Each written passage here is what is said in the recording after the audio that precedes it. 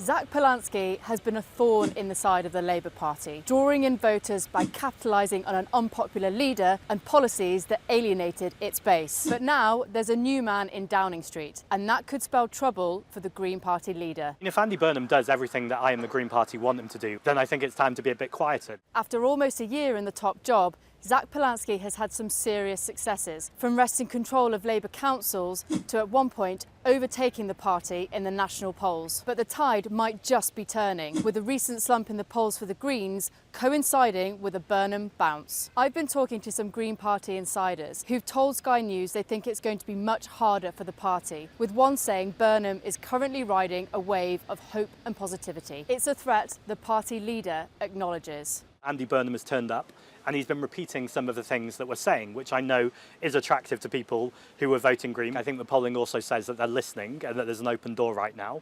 And Andy Burnham could take that opportunity. But to take that opportunity, he will need to bring in rent controls. He will need to tackle inequality through a wealth tax.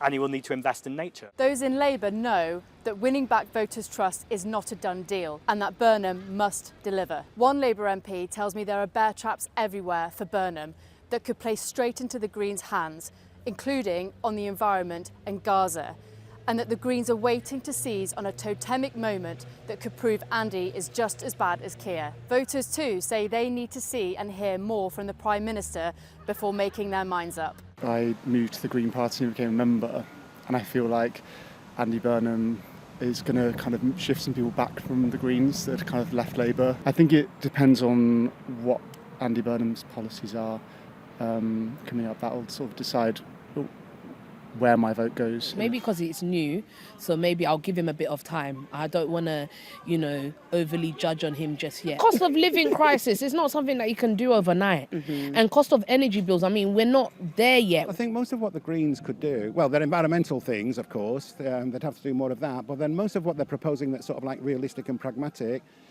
other parties can do anyway, so they don't really stand out so much for me. Polanski's problem now is that the success of his party hinges on the failure of Labour. And the key question is, can he take advantage of that to stay relevant?